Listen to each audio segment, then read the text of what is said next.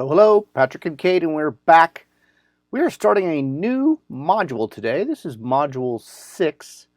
This lesson today is going to be starting out the module with Lesson 6.01, Finding Your Niche. Before we get into that, let me just give you a brief precursor, let you know what's coming up here in the research phase that we're in, and we are in the search module. And we have 7 lessons in this one. We got 6.01 through 6.07, and there they are. Finding your niche, then where to look for product ideas. Then in 6.03, we're going to be capturing product ideas from the Amazon catalog, expanding your product search on other channels, dialing in your product search using Helium 10 Black Box, and then we're going to do a couple of real seller scenarios. The first one being product hunting with a combined approach, and using Amazon bestsellers to expand product ideas in a niche.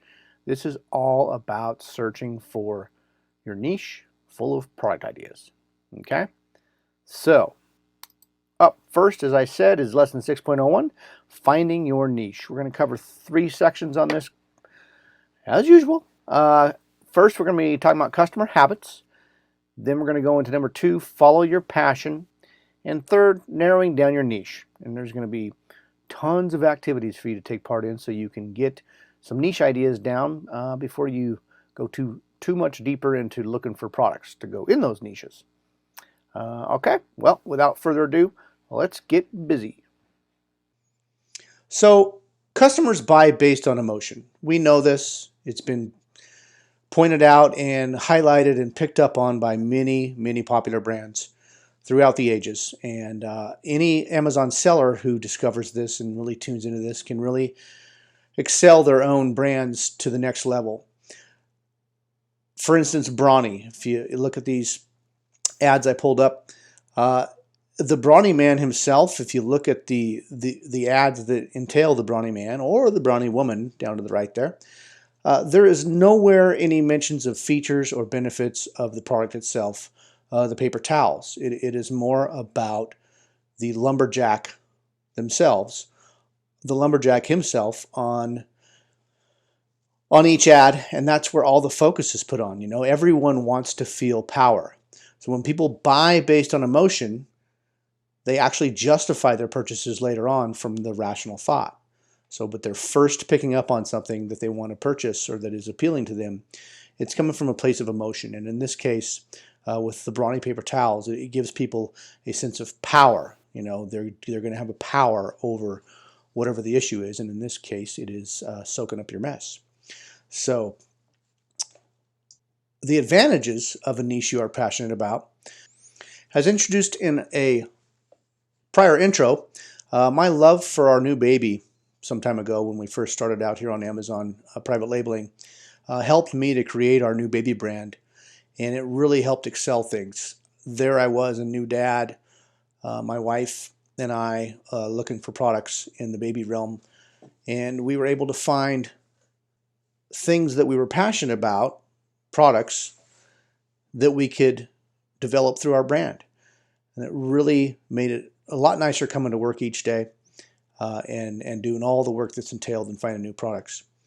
As Dale Carnegie said, you never achieve success unless you love what you are doing. Actually, he said like. I change it to love. Next, let's take a look at some advantages of a niche you are passionate about and what it can do for you, as opposed to selecting a niche to develop your brand around that you're not passionate about. So, you'll be able to identify who your customers are. In my case, I actually was one of those customers, and so it really made it easy for me to sit and think and put myself in my customer's shoes when I was doing my product development. It's also easier to meet individual needs and therefore will sell more. If you meet the needs of your customers and you present that to them, you end up selling them more. You have more conversions. All Amazon private label sellers end up with samples scattered throughout their house. We get to use ours every day. We have products that we have been using for years that started out as samples from various suppliers because we were hunting for baby products, and we happened to turn that into our brand. And so we have some products that we still use to this day. And as Kodiak grew, so did our brand. So it expanded our horizons as we scaled and really has helped us to bring in new products and actually expand out into other brands, which has increased our market share.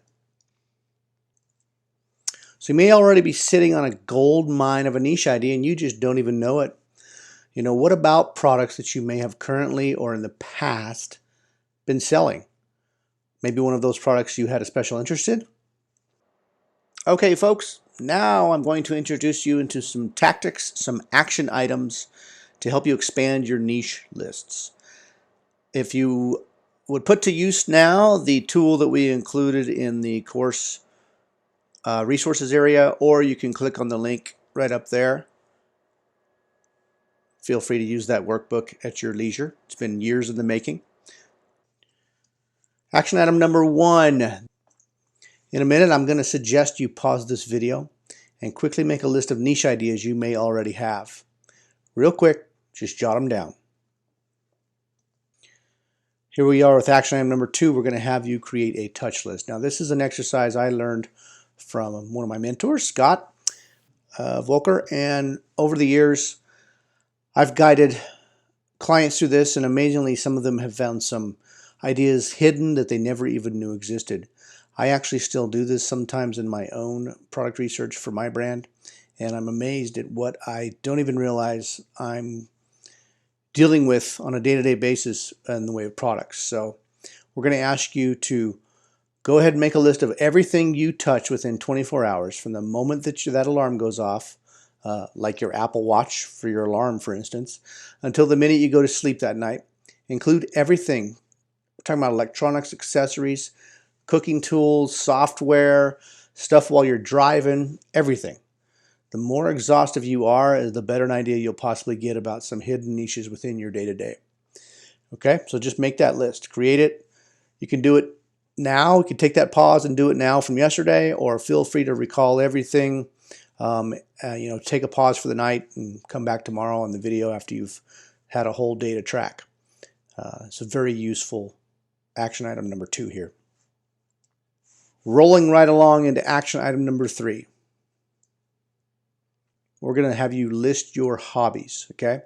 So make a list of all your special interests or hobbies.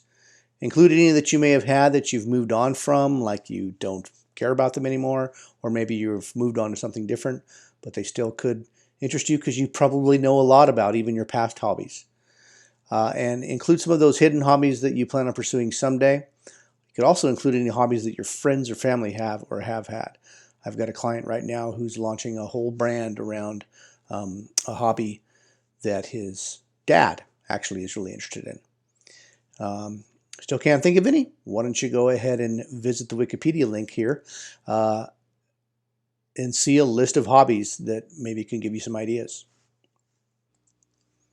Now that brings us to action item number 4. So visit any local brick and mortar store. Feel free to take a trip, or either instead of going to a physical store, you go visit any online store. Whichever store you visit, online or in person, go ahead and visit those departments in the store that pertain to the list that you've already made, and action items 1 through 3. Those hobbies and possible niche ideas you've already got. Pay special attention to how the products are arranged together within the department, on the shelf, or within the store in general. You can go ahead and take note which niche of products are put towards the front of the store or on the end caps. Those are quite often some really fantastic current items that may give you a leadway into a kind of an advanced niche that people haven't quite got on board with yet as far as selling goes. Feel free to take a photo or shoot a video for reference later, and you actually may use these photos you take during the product packaging design process, which comes later in product development. So when you get to the store, you go ahead and take notes on which store it is, which department or niche you're in, such as when I visited Michael's recently, I was checking out kids crafting, and I noticed within that area I was even able to drill down within a niche into fuse beads, and there was a lot of product ideas there, and even ones I didn't know about prior my kids into fuse beating. So we were looking for some fuse beating ideas and additional products. But here's just a quick list I made of some of the products that I found there. All right. Well, hopefully that was useful to you. We'll be seeing you in the next lesson. And until then, hey, keep pressing onward and upward, huh? Take care.